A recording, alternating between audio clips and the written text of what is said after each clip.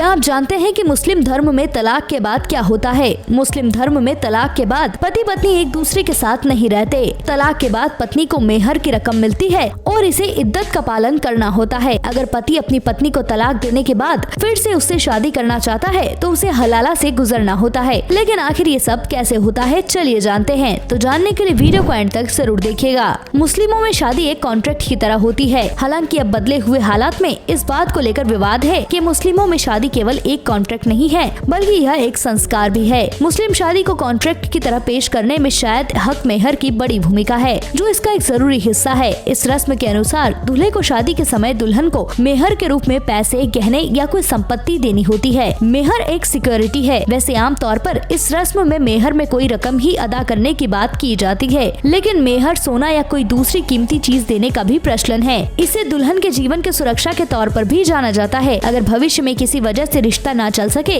तो वह मेहर की रकम से अपना जीवन यापन कर सके। मेहर की रकम कितनी हो इसकी कोई लिमिट नहीं है, यह दोनों की आर्थिक स्थिति के हिसाब से तय किया जाता है। कुछ इस्लामिक विद्वानों ने मेहर को एक सिक्योरिटी की तरह पेश किया है, क्योंकि मुस्लिम शादी में दिया जाने वाला मेहर मुअज्जल और मुवज्जल दोनों होता है, अर्थात तुरंत दिया जाता है और तलाक या मृत्यु के समय भी दिया जाता है। यदि शादी में मेहर में दी जाने वाली धनराशि या संपत्ति का जिक्र हो तो ऐसा मेहर निश्चित मेहर होता है। यदि शादी करने वाले वयस्क हैं तो वह मेहर की धनराशि शादी के समय तय कर सकते हैं। यदि किसी नाबालिग की शादी का कॉन्ट्रैक्ट उसके गार्जियन द्वारा किया जाता है तो ऐसा गार्जियन शादी के समय धनराशि तय कर सकता है। लेकिन भारत में वयस्क होने पर ही शादी करने की अनुमति है और बाल विवाह प्रतिषेध अधिनियम के तहत नाबालिग द्वारा विवाह करना अपराध है। निश्चित मेहर को दो भागों में बांटा गया है, मेहर ए मुअज्जल और मेहर ए मुवज्जल। मुअज्जल मेहर शादी के बाद मांग पर तत्काल देय होता है। पत्नी मेहर के मूल भाग के भुगतान के समय तक पति के साथ दाम्पत्य जीवन में प्रवेश करने से इनकार कर सकती है। विवाह हो जाने पर मुअज्जल मेहर तत्काल देय होता है और मांग पर तत्काल अदायगी जरूरी है। यह विवाह के पहले या बाद किसी भी समय वसूल किया जा सकता है। अगर शादी नहीं हुई है तो मुअज्जल मेहर की अदायगी न होने के कारण पत्नी पति के साथ नहीं रहती है, तो ऐसे में पति द्वारा लाया गया दाम्पत्य अधिकारों की पुनर्स्थापना का वाद खारिज कर दिया जाएगा। मुवज्जल मेहर मृत्यु या तलाक हो जाने पर अथवा करार द्वारा निर्धारित किसी निश्चित घटना के अधिक घटित होने पर देय होता है। विवाह का पूर्ण पालन कराने के लिए पति को विवश करने के उद्देश्य से भारत में मुवज्जल मेहर की राशि सामान्यतः अत्यधिक होती है। मुवज्जल मेहर में मृत्यु या तलाक होने पर देय होता है, इसलिए पत्नी मुवज्जल मेहर की मांग विवाह के पूर्व सामान्यतः नहीं कर सकती। परंतु अगर शादी टूटने के पहले उसके भुगतान किए जाने का कोई करार हो